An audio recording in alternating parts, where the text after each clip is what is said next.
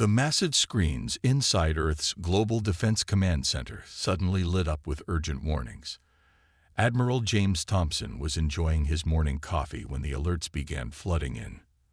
At first, he thought it was another drill, but the look on his staff's faces told him this was different. "Sir, we're detecting multiple objects entering the solar system," Lieutenant Reed reported, her fingers flying across the holographic display. "They're big, really big." Thompson set down his coffee cup and straightened his uniform. "How many?" "Over 300 vessels, sir. The smallest one is about the size of an aircraft carrier." "The largest?" She paused, double-checking her readings. "The largest is roughly the size of Manhattan." The room fell silent. Humanity had prepared for this moment for decades, but now that it was here, the reality felt overwhelming. Thompson walked to the main display, studying the incoming fleet's formation. Their organization was perfect, too perfect to be natural space debris or any known cosmic phenomenon. "Get me the Joint Chiefs," he ordered, "and someone wake up the president." Within hours, every major city on Earth was aware of the situation. The alien fleet's arrival dominated every news channel and social media feed. They had positioned themselves just beyond Mars' orbit, their massive ships forming a pattern that looked like a crown of stars against the black void of space. The first message came exactly 6 hours after their arrival. "People of Earth," the transmission began, broadcasting simultaneously in every known human language. "We are the Galactic Empire, a civilization spanning 10,000 star systems. We have come to offer you the opportunity to join our prosperous union of worlds." The alien ambassador appeared on screens worldwide. He looked almost human, except for his unusually pale skin and slightly larger eyes. He wore elaborate robes decorated with symbols that seemed to shift and change as he moved. "We have watched your development with great interest," the ambassador continued. "Your species has shown remarkable potential. We offer you advancement, protection, and membership in the largest civilization in known space." In the command center, Thompson watched the message with growing unease. 20 years in military intelligence had taught him to read between the lines. The Empire's words were perfect, too perfect. Every gesture, every phrase seemed calculated to appeal to human psychology. "Sir," a young analyst named Mike Peters approached with a tablet. "We've detected energy readings from their fleet. They're concerning." Thompson took the tablet, his face growing grim as he studied the data. The Empire's ships carried enough firepower to glass the entire planet. This wasn't a diplomatic mission, it was a show of force. The next few days were a blur of emergency meetings and strategic planning sessions. Earth's governments, for once united by a common situation, worked around the clock to analyze the situation. Scientists studied the alien vessels, military strategists assessed their capabilities, and diplomats prepared for the upcoming negotiations. But it was during a private briefing that Thompson received the most troubling information. A deep space listening post had picked up scattered transmissions from other star systems. The translations were rough, but they painted a disturbing picture. "The Empire's peaceful integration program," the intelligence officer explained, showing Thompson the decoded messages, "has a pattern. They arrive, offer membership, and then—" He paused, letting the implications sink in. "Show me," Thompson said. The evidence was clear. World after world had accepted the Empire's offer, only to find themselves stripped of resources and autonomy within decades. Their populations were gradually relocated for educational programs and cultural integration. Those who resisted faced overwhelming military force. As Thompson prepared for the first face-to-face meeting with the Imperial ambassador, he couldn't help but think of Earth's history. How many civilizations had faced similar situations? How many had fallen to superior forces that arrived with promises of peace and prosperity? But humanity had learned from its own past. They had learned from countless stories of conquest disguised as benevolence. And perhaps most importantly, they had prepared. In a secure facility deep beneath the Rocky Mountains, a project decades in development was about to change everything. The Empire didn't know it yet, but they had made a serious mistake in choosing Earth as their next target. Humanity was ready to send them a message they wouldn't forget. The meeting room in Geneva's International Peace Building felt too small for the tension it contained. Admiral Thompson sat across from the Imperial ambassador, studying the aliens' carefully controlled expressions. 2 weeks had passed since first contact, and each diplomatic session revealed more about their unwanted visitors. "Your hesitation is concerning," the ambassador said, his long fingers tapping the polished table. "Many worlds would be grateful for our guidance. Your species could advance centuries within decades." Thompson shared a glance with Dr. Anna Miller, Earth's chief diplomat. They had both noticed how the ambassador's promises kept growing more elaborate with each meeting. First, it was technological advancement. Then, medical breakthroughs. Now, they were offering what seemed like miracles. "We appreciate the Empire's generous offer," Dr. Miller replied carefully. "However, our analysis teams are still reviewing the integration protocols." The ambassador's pale face tightened slightly. A normal person might have missed it, but Thompson had been watching for exactly these small signs of frustration. Later that evening, in a secure underground facility, Thompson met with the Joint Intelligence Committee. The room was filled with screens showing data from countless sources across the galaxy. It had taken Earth's best hackers and analysts working around the clock, but they had finally cracked some of the Empire's less secure communications. "Play the transmission from System TR-421, Thompson ordered. The screen showed a devastated planet. What had once been cities were now massive mining operations. The native population worked in conditions that made Earth's darkest historical moments look pleasant. "This is what happened 3 years after they joined the Empire," explained Intelligence Officer Robert West. "And it's not the only one." He switched to another system, then another. The pattern was always the same. "They're not an empire," Thompson said quietly. "They're parasites." The evidence was overwhelming. The Empire's standard procedure was consistent: arrive with overwhelming force, offer membership with incredible promises, and then slowly take control. By the time the native population realized what was happening, it was too late. "There's more," West continued, pulling up new data. "Their fleet movements suggest they're preparing for something big. They're not just here for Earth. They want to use our planet as a staging ground for expansion into this entire sector of space." Thompson thought about the millions of lives on Earth and the billions more on other worlds that would be affected if the Empire succeeded. The weight of the situation pressed down on him like a physical force. The next morning, during another diplomatic session, the ambassador's mask finally cracked. "Your continued delays are trying our patience," he said, his voice carrying an edge that hadn't been there before. "The Empire's generosity is not unlimited." "We understand," Thompson replied calmly. "But surely a civilization as advanced as yours appreciates the need for careful consideration." The ambassador stood abruptly, his robes swirling with those strange, shifting patterns. "Perhaps we should demonstrate the benefits of Imperial membership more directly." Within hours, reports came in from around the world. Imperial ships had begun moving into lower orbit. They positioned themselves above major cities in a clear show of force. Their message was obvious: join willingly or face the consequences. But even as the Empire tried to intimidate Earth into submission, they remained unaware of what was happening beneath the Rocky Mountains. Project Icarus was nearly ready, and humanity's response would shock the Empire to its core. Thompson received the call he had been waiting for late that night. Dr. Emma Roberts, lead scientist of Project Icarus, sounded excited despite her exhaustion. "It works," she said simply. "The tests are complete. We can do it." Thompson allowed himself a small smile. The Empire thought they were dealing with a primitive species that would bow to intimidation. They were about to learn just how wrong they were. "Prepare for Phase 2, he ordered. "It's time to show them who they're really dealing with." Deep beneath the Rocky Mountains, in a facility that officially didn't exist, Dr. Emma Roberts stood before a machine that defied conventional physics.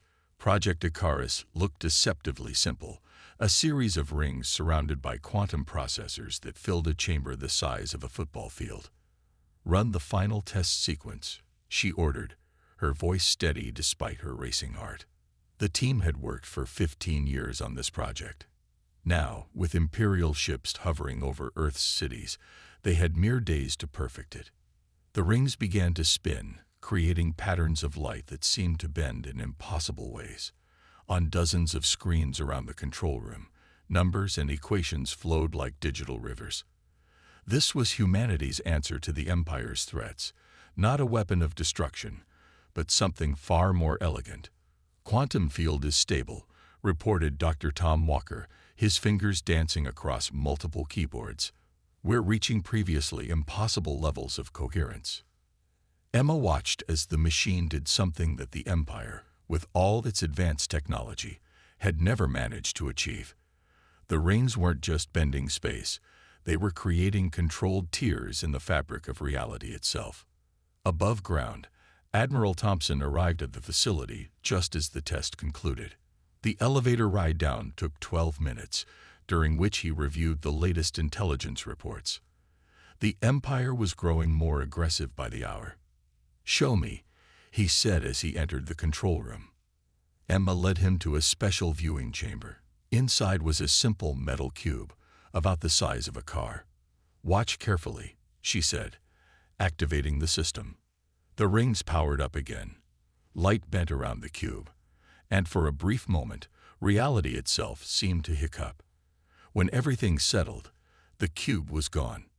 Not destroyed, not damaged, simply removed from their universe. "We can target any object of any size," Emma explained. "The energy cost increases exponentially with size, but with our current power systems, we could theoretically remove something as large as a small moon." Thompson thought about the Imperial ships above Earth's cities, and their shields. "Won't matter," Tom added from his station. "This isn't an attack their shields can block. We're not destroying anything.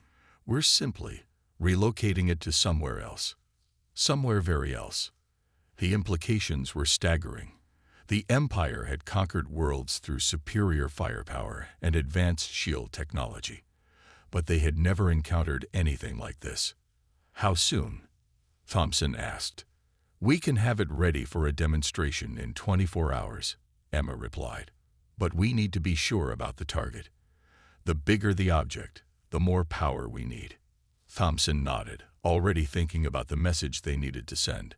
The Empire needed to understand that humanity wasn't just another primitive species they could bully into submission. The facility buzzed with activity as final preparations were made.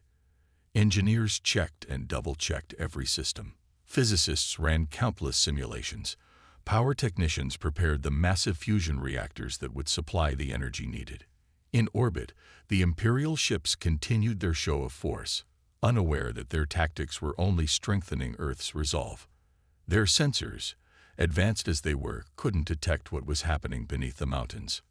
"Admiral," Emma called out as Thompson was leaving, "there's something else you should know." She showed him a simulation on her tablet. "Once we do this, there's no going back. The Empire will know we have this technology. They'll either have to retreat or risk losing everything." Thompson finished. "Good. Maybe that will help them make the right choice." As he returned to the surface, Thompson thought about humanity's history of facing seemingly unstoppable forces.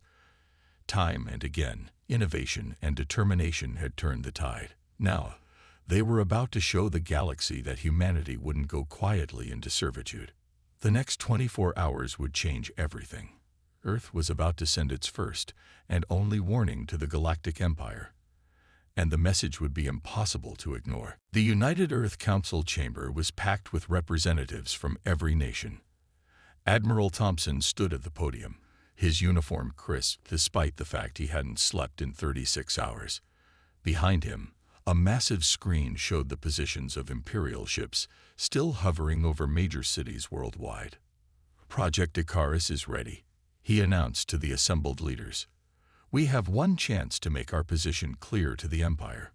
If we appear weak, we lose everything. If we appear too aggressive, we risk immediate attack. Dr. Emma Roberts stepped forward, bringing up images of their chosen target. We've selected the third moon of Jupiter for our demonstration. It's far enough from Earth to be safe, but close enough that the Empire can't miss what happens. The council erupted in discussion. Some argued for an immediate strike against the Imperial fleet. Others wanted to continue diplomatic talks. The debate raged until the council president raised his hand for silence. "Show us the message," he ordered. Thompson nodded to Dr. Anna Miller, who displayed the carefully crafted text on the main screen. It was short, direct, and impossible to misinterpret. To the Galactic Empire, what follows is a demonstration. The next target will be of our choosing. Leave Earth's space immediately. The council chamber fell silent as the word sank in. This wasn't just a defensive measure. It was humanity's first real show of power to an interstellar civilization. The message will be transmitted in all known Imperial languages, Miller explained. We'll give them exactly 1 hour to clear their ships from low Earth orbit before the demonstration. The vote was unanimous. Within minutes, the message was sent to every Imperial ship in the solar system. In the Project Icarus facility, Emma's team worked with practiced efficiency. The quantum rings powered up, drawing enough energy to light up a small city. Targeting systems locked onto the chosen moon, its image clear on their monitors. "The Empire's ships are moving," reported Lieutenant Reed from her station. "They're pulling back to a higher orbit, but maintaining their formation." Thompson watched the tactical display. The Empire's retreat to a safer distance showed they were taking the warning seriously, but their continued presence proved they weren't ready to give up. "They're responding to our message," Miller announced. The Imperial ambassador's face appeared on the main screen, his usual calm facade showing cracks of concern. "This is most unnecessary," the ambassador said smoothly. "Surely we can discuss any concerns you have about Imperial membership without resorting to demonstrations." Thompson stepped into view of the camera. "You have 45 minutes to clear Earth orbit completely. This is not a negotiation." The ambassador's face hardened. "You risk much, Admiral. The Empire does not respond well to threats." "This isn't a threat," Thompson replied. "It's a warning. One time only." As the minutes ticked by, tension filled every room and facility involved in the operation. Emma's team ran final checks on the quantum rings. Military commands worldwide stayed ready for any response from the Imperial fleet. 30 minutes, Reed announced. The Imperial ships remained in their higher orbit, clearly waiting to see if Earth was bluffing. Their sensors would be at maximum power, studying every signal and energy reading they could detect. "They need to understand we're serious," Thompson said to no one in particular. "The demonstration has to be perfect." Emma checked the final calculations one more time. The targeting system was locked on Jupiter's moon, a celestial body that had existed since the solar system's formation. In less than an hour, it would become proof that humanity was not to be underestimated. 10 minutes, Reed called out. Thompson looked at the images of the Imperial fleet. Soon, they would learn that their advanced shields and powerful weapons weren't the only way to exert power in the galaxy. Sometimes, the quietest demonstrations spoke the loudest. The countdown continued, each minute bringing humanity closer to its first real show of strength to the stars. 5 minutes to demonstration, Lieutenant Reed announced, her voice echoing through the Project Icarus control room. Dr. Emma Roberts watched the quantum rings spin up to full power. Blue-white energy danced between them, creating patterns that seemed to defy the laws of physics. Behind her, Admiral Thompson stood with his hands clasped behind his back, his eyes fixed on the main display showing Jupiter's third moon. "Imperial ships are still in holding pattern," reported the tactical officer. "Their sensors are active and focused on our solar system's outer planets." "Perfect," Thompson said quietly. "Let them watch." The Empire had ignored their warning to leave Earth's orbit completely. Now they would learn the price of their arrogance. 3 minutes, Reed called out. Dr. Tom Walker's fingers flew across his control panel, making final adjustments to the quantum field calculations. Power systems at optimal levels. Targeting lock confirmed on the moon. The facility hummed with energy. Deep beneath the mountain, fusion reactors pushed themselves to their limits, feeding power into the massive rings. This would be the largest quantum displacement they had ever attempted, not just a small cube in a test chamber, but an entire moon. 2 minutes. Emma moved between monitoring stations, checking every reading. They would only get one chance at this demonstration. It had to be perfect. Imperial communications detected, Miller announced from her station. They're broadcasting on all frequencies. The ambassador's face appeared on a side screen. This is your final opportunity to reconsider your actions. The Empire cannot allow. Thompson cut the transmission with a gesture. 1 minute, he said firmly. The quantum rings spun faster, their energy field expanding. In the viewing chamber, reality itself seemed to bend and twist. The targeting display showed a perfect lock on Jupiter's moon, a celestial body that had existed for billions of years. 30 seconds. Every person in the control room held their breath. This was the moment humanity would show the galaxy it wasn't helpless. This was when everything would change. 10 seconds. 9. 8. Emma's hands moved across her final control panel, activating the quantum displacement sequence. 7. 6. 5. The facility's lights dimmed as power surged into the rings. 4. 3. 2. Quantum field at maximum. Walker shouted. Ready for displacement. 1. Mark. Emma pressed the activation key. For a split second, nothing seemed to happen.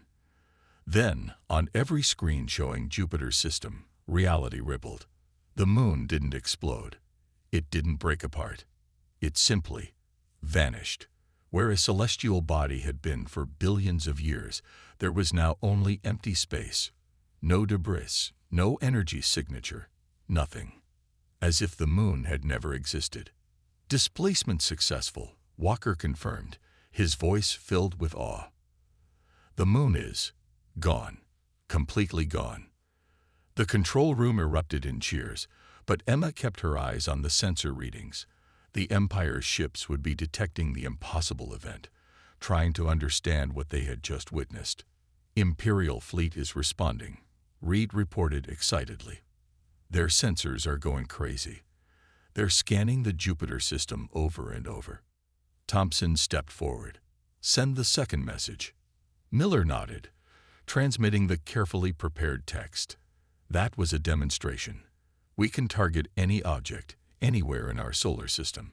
You have 1 hour to leave. There will be no further warnings. The response was immediate. The Imperial ships began breaking formation, their perfect pattern dissolving as they moved away from Earth. They're accelerating, Reed announced. Multiple ships engaging faster than light drives. The fleet is. They're retreating, sir. Thompson allowed himself a small smile. They understand now. They finally understand. Emma looked at the readings from Jupiter's system. Where the moon had been, there was now just empty space, a permanent reminder that humanity was not to be underestimated. What we did here today, Thompson said to the room, just changed everything. The galaxy now knows that Earth isn't just another primitive world to be conquered. We're something else entirely.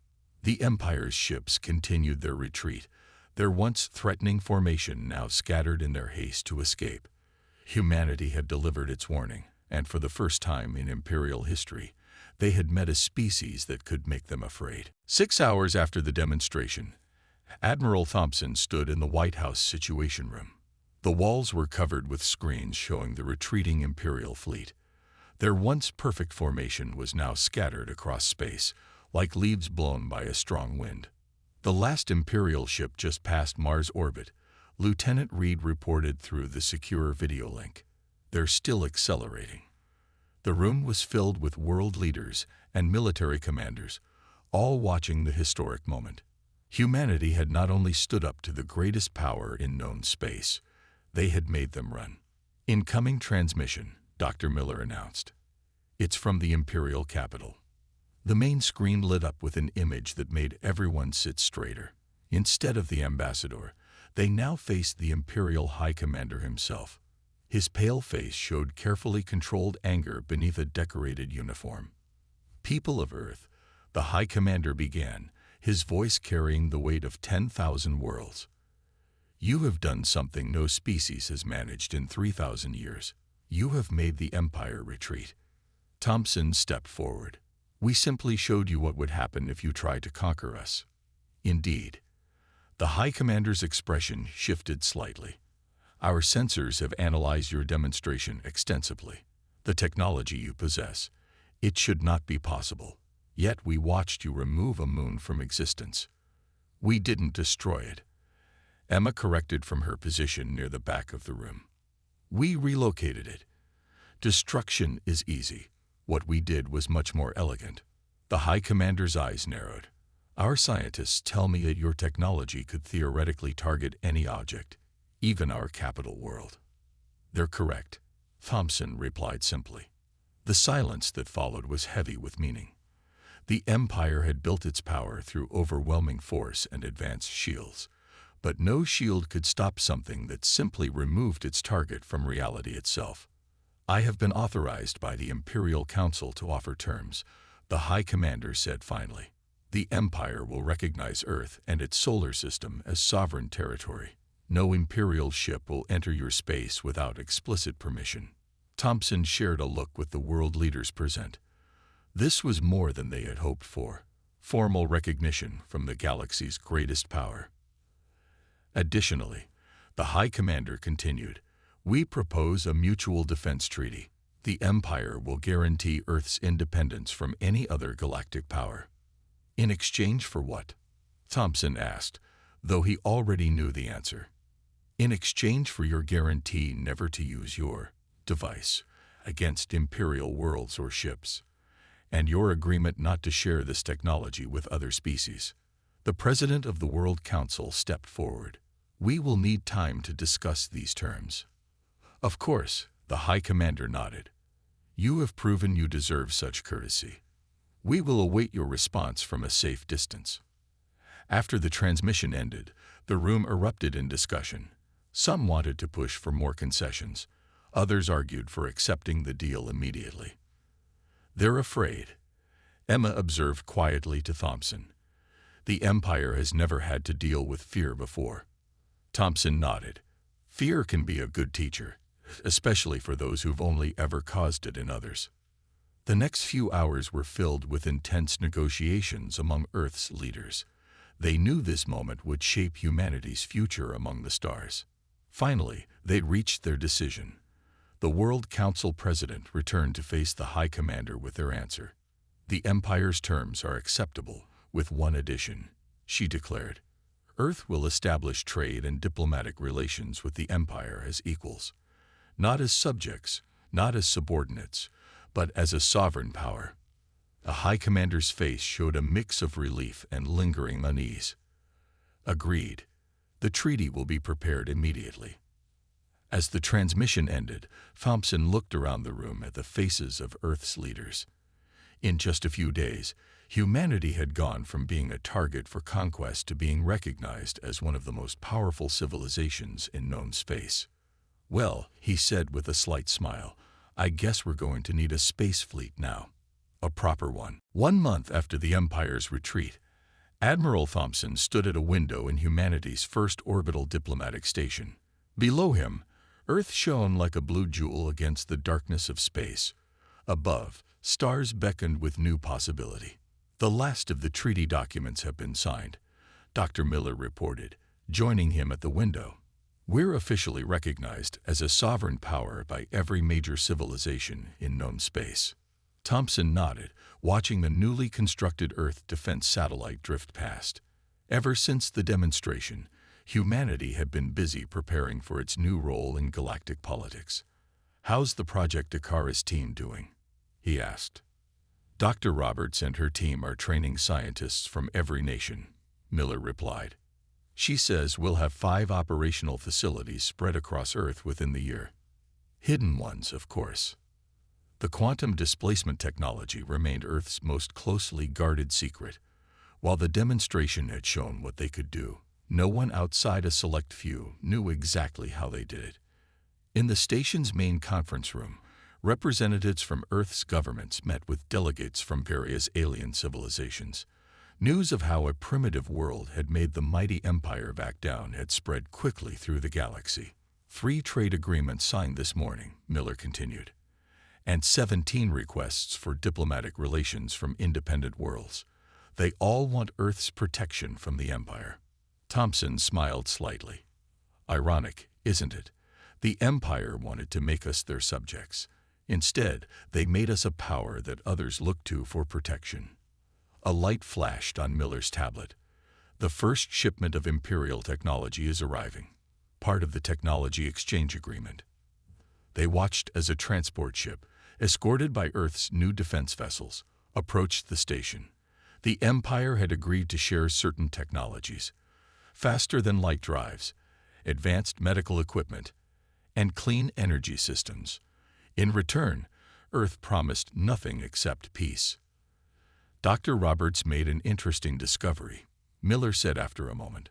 According to her calculations, the moon we displaced, it still exists. Just somewhere else, somewhere the Empire can't reach. Let them wonder about that, Thompson replied. Let them wonder about a lot of things. In the month since the demonstration, Earth had changed dramatically. Nations that had once pointed weapons at each other now worked together, united by the knowledge that they were part of something much bigger. The old rivalries seemed small compared to humanity's new place among the stars. Message from the Project Icarus facility, Miller said, checking her tablet again. They've finished analyzing the Imperial sensor data from the demonstration. Apparently, the Empire's ships recorded everything. Their scientists are probably going crazy trying to figure out how we did it. Good, Thompson said.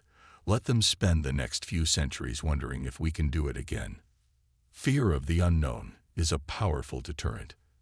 The station's observation deck was filling up with diplomats and officials. Today marked the official opening of Earth's first galactic embassy. Representatives from dozens of worlds had come to witness humanity's formal entrance into galactic politics. The president's ready to begin the ceremony, Miller noted. As they walked to the main hall, Thompson thought about how quickly everything had changed.